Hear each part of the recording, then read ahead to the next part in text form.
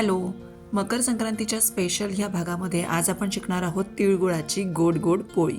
तिळगुळ बनवून झाला, तिळगुळाचे लाडूही बनवून झाले. आता सर्वात महत्त्वाचं म्हणजे तिळगुळाची पोळी. अगदी साधी सोपी रेसिपी आहे, खूप छान आणि पटकन होते. तीळ भाजून घेऊयात आपण पहिले. याचं माप म्हणजे साधारण अर्ध्या वाटीला अगदी पाव वाटीच्या पण कमी शेंगदाणे घ्यायचेत आपल्याला भाजून. तीळ आणि शेंगदाणे भाजून घ्यायचे छान खरपूस आणि ते साईडला काढून ठेवायचे. शेंगदाण्यांची सालं अर्थातच काढायची. अगदी 2 चमचे बेसन ड्राय रोस्ट करून घ्यायचे आपल्याला कोरड्या कढईमध्ये आणि अर्धी वाटी गूळ.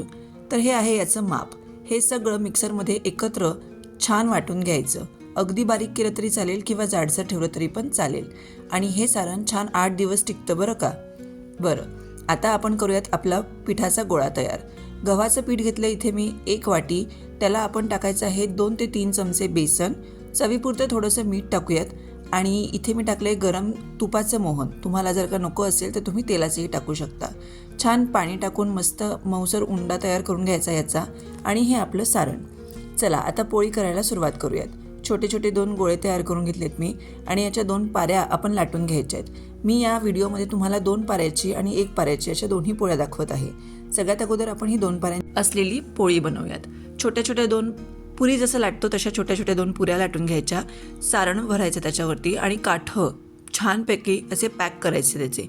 थोडंसं पीठ टाकायचे आणि अगदी अलगद हाताने पोळी लाटून घ्यायची आहे. काठोकाठ सारण पसरतं छानपैकी. अजिबात पोळी फुटत नाही. अगदी गडबड करू नका, काहीच घाई करू नका.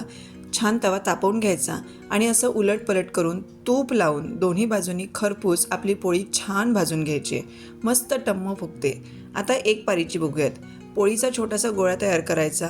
त्याला असं हाताने पसरवून घ्या आणि त्याच्यामध्ये जसं आपण आलूचा पराठा वगैरे बनवतो त्या टाईप्स त्याच्यामध्ये स्टफिंग भरायचं. ते पॅक करायचं आणि त्यानंतर त्याची पोळी लाटून अशी भाजायची. माझी ही पोळी इतकी छान टम्म फुगली होती ना, खूप मस्त. असं अलटून पलटून दोन्ही बाजूनी छान तूप टाकून खरपूस आणि अशा ह्या सुनेरी रंगावरती म्हणजेच अगदी आपल्या सोनेरी रंगावरती ही छान भाजून घ्या पोळी दोन्ही बाजूंनी. गरम गरम पोळी तुम्ही तुपासोबत आणि दुधासोबतही सर्व करू शकता. इतकी साधी सोपी रेसिपी आहे. या संक्रांतीला नक्की ट्राय करून बघा. Thank you for watching this video. Bye.